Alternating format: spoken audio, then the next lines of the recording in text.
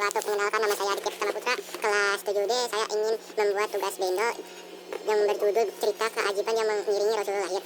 Sebagai manusia pilihan Tuhan untuk menyiarkan agama dunia ini, sejak masih dalam kandungan, beliau telah membawa wibawa dan pertanda yang tidak dimiliki oleh bayi-bayi pada umumnya. Di antara beberapa keajaiban saat beliau masih di kandungan ibunya sampai dilahirkan ke dunia ini adalah sebagai berikut. Biasanya wanita yang mengandung akan selalu mengalami keadaan yang cepat lelah dan merasa was-was akan bayi yang sedang dikandungnya. Apakah ia akan lahir dengan bentuk yang sempurna ataupun tidak, dan sebagainya. Namun keadaan seperti ini tidak dialami oleh Aminah, ibunda Rasulullah, sewaktu mengandung beliau. Dan ini termasuk salah satu keajaiban bahwa Rasulullah sudah lazim bagi setiap wanita.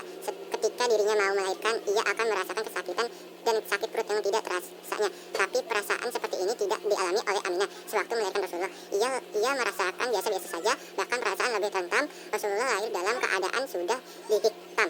Kelahiran beliau menghalangi naik turun setan ke langit yang pada waktu sebelum kelahiran beliau, setan terbiasa naik turun ke langit untuk mencuri pembicaraan para malaikat.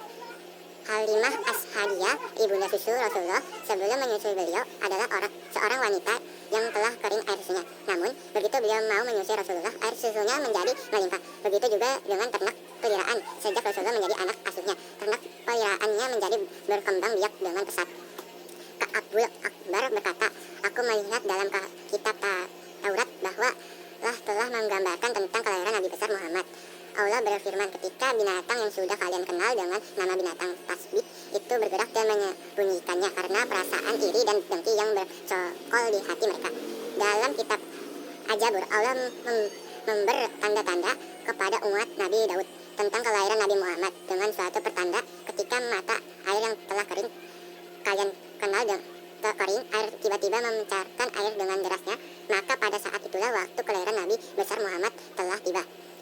Ketika Nabi Muhammad telah lahir, tanda-tanda seperti yang tersebut dalam kitab Jabur pun terbukti dan mereka mengetahui, namun mereka menyembunyikannya karena perasaan dan dengki yang bercangkol di hati mereka.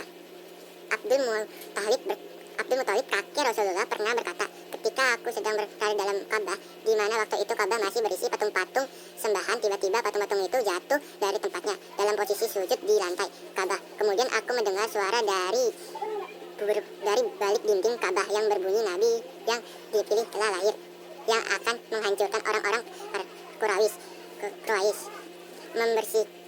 Membersihkan diriku dari beberapa patung berhala ini, kemudian memerintahkan untuk menyembah kepada zat yang menjerit seluruh alam ini.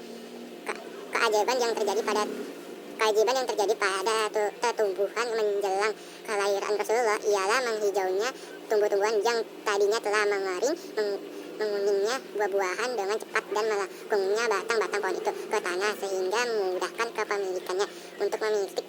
Kemudian seolah-olah setiap binatang melata peliharaan orang-orang Quraisy turut bersuka cita atas kelahiran. Selain itu, bergembiranya para jin juga mewarnai kelahiran Nabi Muhammad yang berarti juga ketakutan para pendeta Nasrani. Semua yang terjadi pada diri Rasulullah dan keajaiban padanya tidak akan pernah ditemukan pada diri manusia biasa.